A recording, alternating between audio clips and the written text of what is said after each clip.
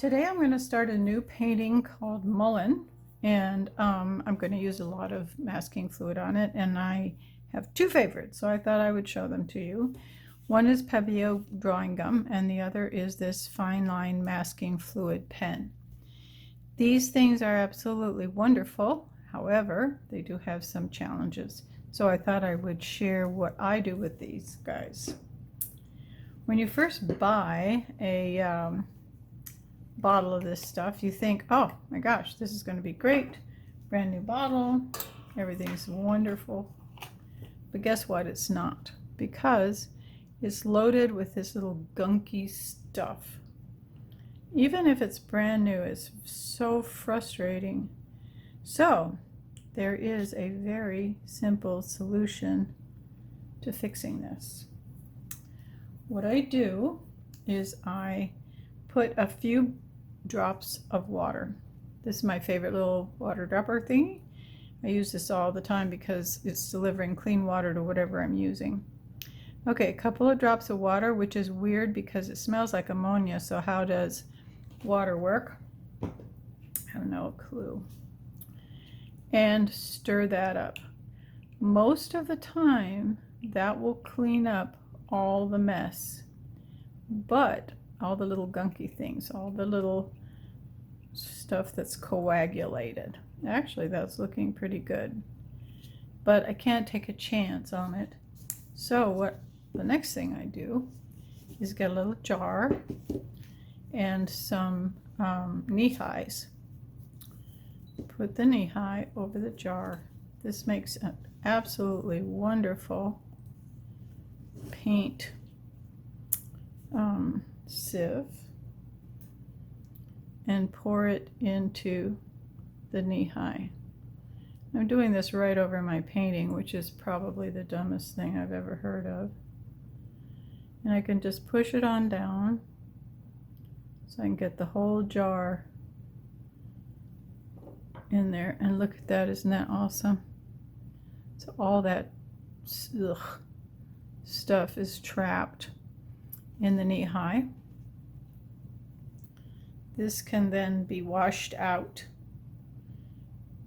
Be sure you don't wash it out. Be sure you don't send it down the sink. That's not too cool. And then this is fresh, new, wonderful liquid masking fluid, ready to go. Pour it in my little jar. Oh, beautiful.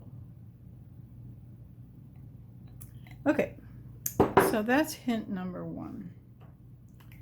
Hint number two, which I can't believe it took me this long to figure out. Hold on, I'm going to clean this off.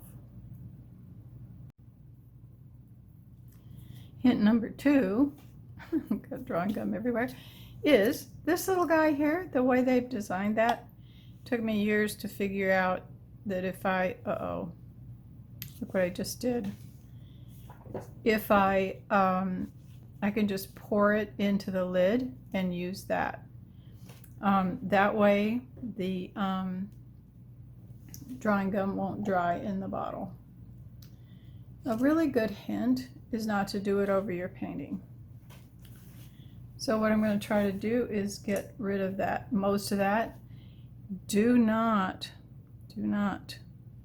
try to rub this out because it'll get so thin. So what I end up doing is just leaving a bunch of it on there, right? And once it dries, I can just pull it off. Okay, now I have used a brush to get rid of that. So what I want to do is make sure that I clean the brush out with soap right away.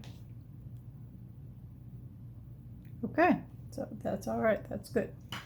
Now, to apply the stuff, what I use, I have two things that I absolutely adore.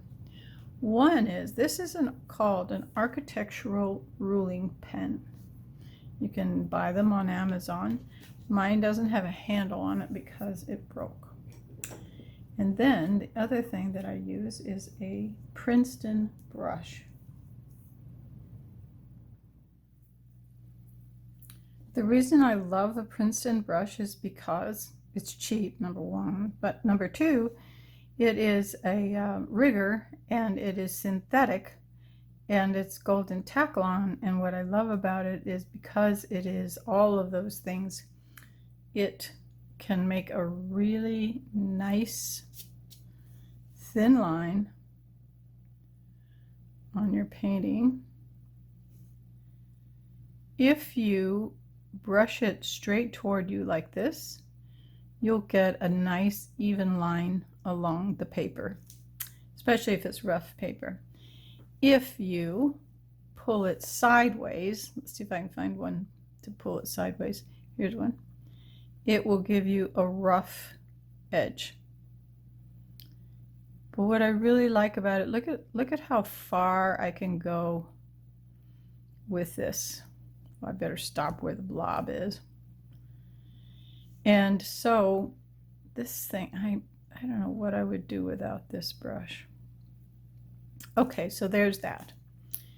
The other thing, oh, I forgot to mention, if you're going to put it on a brush, be sure that you put soap on your brush first. This is half soap, half water. So I'd already done that, so of course I forgot to tell you.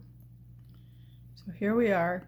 Now there's quite a bit of soap on there, but that doesn't matter. It doesn't seem to affect the masking fluid. This works with all masking fluids. There we go. Isn't that nice? But I like this one the best because it is a neutral color and it's also thin. Without, if it's too thin, you can't take it off the paper. So you have to, all right, get a certain amount of thickness there. The other one I like is this poor little architectural ruling pen, and the way you adjust the thickness of it is with this little wheel, and you can get so thin on this, so you just fill it up like that and then go side. You can either go sideways on it like that or pull it straight just like a pen.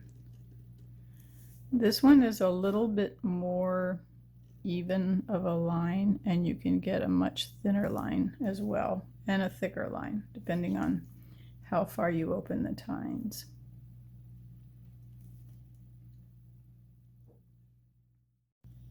So that's pretty much it for the liquid masking fluids, but I couldn't not show you this. This is all one tube of paint, or one kind of paint. This green Apatite Genuine from Daniel Smith, one of their Primatech series, except for right in here, and then this is Cascade Green. But isn't this amazing? All these colors, all of them, from one tube of paint. Look at all that. Okay. Okay. All right. We'll see what happens with the rest of the painting.